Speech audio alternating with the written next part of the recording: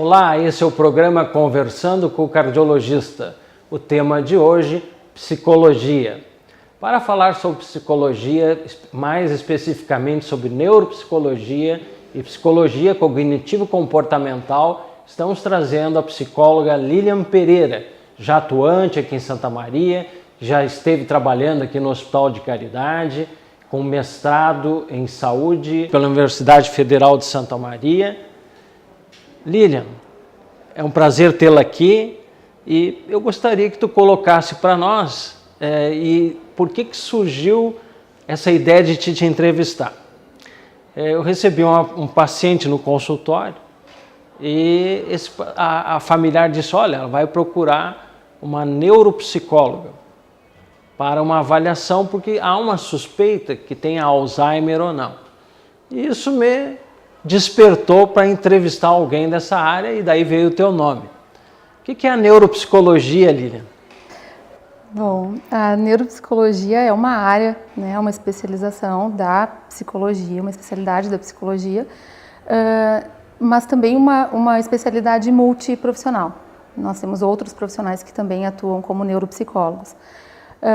E uma das práticas, talvez a principal prática da neuropsicologia é a avaliação neuropsicológica, né? E na neuropsicologia a gente vai investigar, através da avaliação, as relações entre o cérebro, né, e o comportamento e as manifestações comportamentais e as funções mentais superiores, né, como memória, como atenção, linguagem, funções executivas. Né? Então, a avaliação, ela auxilia num processo diagnóstico, ela auxilia num processo de diagnóstico diferencial, né? Então, provavelmente, nesse caso que o senhor estava citando, era uma investigação diagnóstica de algum quadro demencial, né? Naquele caso, possivelmente, o Alzheimer. Nós temos uma população que está envelhecendo, né? E nós nos deparamos na prática médica diária com esses idosos e suas dificuldades, né? E para nós cardiologistas, nós como cardiologistas temos pacientes cardiogeriatras, né? Muitas vezes há essa dificuldade de memória dos pacientes que chegam ao consultório e os familiares perguntam, eles mesmos colocam, olha doutor, eu ando com esquecimento, ando com uma certa dificuldade. Então, esse diagnóstico diferencial, como tu falou, ele é importante para todos nós, né? Para toda a equipe da saúde, para os familiares e principalmente para o paciente, para o seu adequado diagnóstico e manuseio.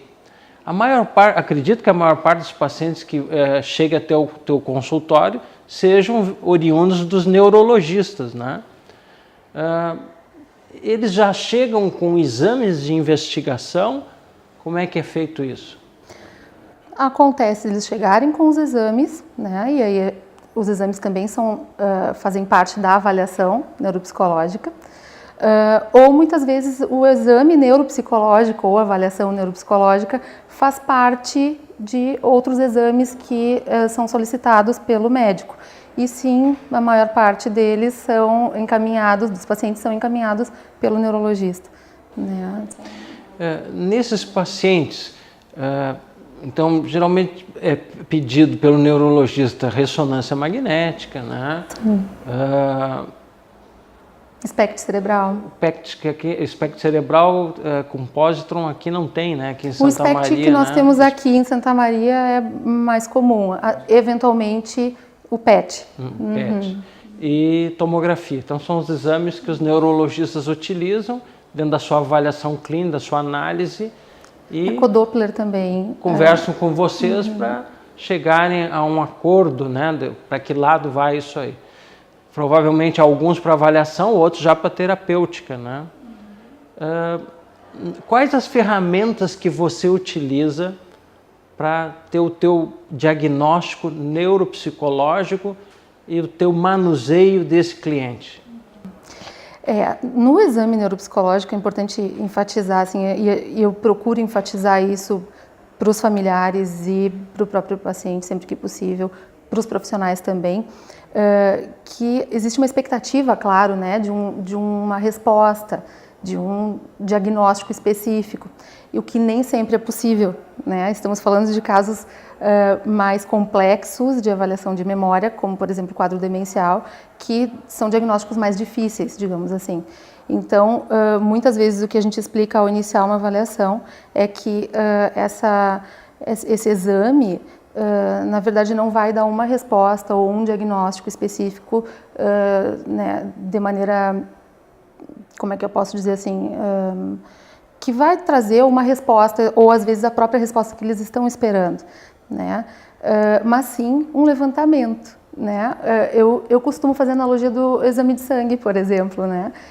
O exame laboratorial, então, que vai chegar, ele vai trazer todos os dados, mas não necessariamente um diagnóstico. Então, a gente faz um levantamento e um mapeamento dessas funções, de como elas estão naquele momento, e isso é o suficiente para o médico poder comparar e juntar, na verdade, reunir todas essas informações junto dos outros exames, né? E quem, na verdade, dá um diagnóstico vai ser o médico, né? Ele vai auxiliar no diagnóstico esse exame, né? Muitas vezes, claro, aí já vai estar mais evidente, mais claro, aí a gente vai ter uma conversa e o importante também é que seja um trabalho feito em equipe, né? Que a gente possa dialogar com os outros profissionais.